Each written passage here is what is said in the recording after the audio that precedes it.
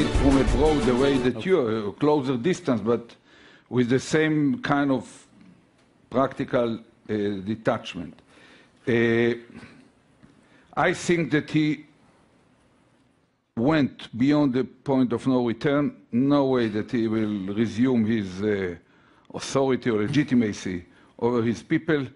I don't think that it's a linear process. It's now more than 6 months, but it's probably going to be even a more slippery or steeper slope, because as we see, people within his security services, within his armed forces, within his civil service start to assess what's going to be the end, how to hedge their personal bets about what could happen.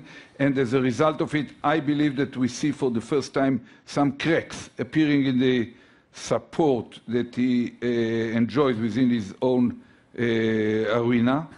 And it's clear to me that what happened a few weeks ago to Gaddafi and what might wait now Saif al-Islam, his son, and even the memories of what happened ultimately to Saddam Hussein.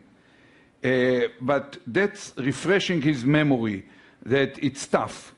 So on one hand, it's causing the cracks to appear. On the other hand, it might drive him to be even more brutal.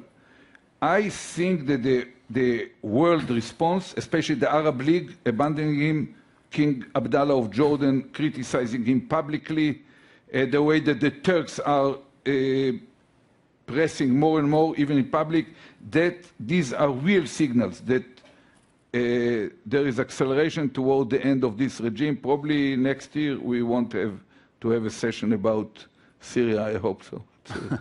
Well, interesting. Wasn't creating jobs. Okay, and a question back here. Yeah, I'm wondering about the Israeli position of toward the Arab Spring, because we've heard lots of discouraging comments during the Egyptian revolution. That was mainly because Israel were concerned about their peace agreement with Egypt. But when the terms come to Syria, whereas, as Dr. Ziyad mentioned, there's a huge interest of the West and the Israeli to weaken the relation between Syria and Iran. We've been hearing a lot of comments about if the Assad regime collapses, Israel is going to be in trouble, or the region are going to be in trouble. And that's discouraging lots of countries, and that's pushing lots of Syrians to accuse the Israeli and the American to invest under the table. Scenario, and if the Assad regime does collapse, there are potentially enormous strategic benefits, are there not, for Israel, in the sense that, if you like, the bridge, both geographically and ideologically or militarily, towards Hezbollah is if not broken, is at least blocked. Is that something that you would concur with, that this is potentially not only a good in terms of humanitarian issues, but it is of potentially strategic importance to Israel, what happens in Syria? I see it's not, once again, I don't want to overemphasize our role in it. We do not have a role in it, and we are not the only ones who might benefit. First of all, the main benefactor could be the Syrian people. It's 40 years that this family reigns over them like a medieval fiefdom in Italy, somewhere on the mountains. It's an iron fist, extremely brutal. And so it's good for the Syrian people. Secondly, it's good for the Arab world.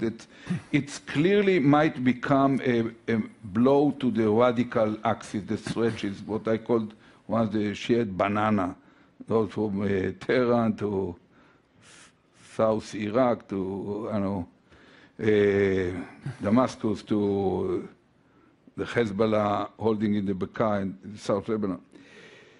It will damage these radical axes, and they will make them somehow weaker. It will weaken the Hezbollah, it will weaken Hamas. In this regard, it's good, but it's good not just for Israel. I believe it's good for the Middle East as a whole.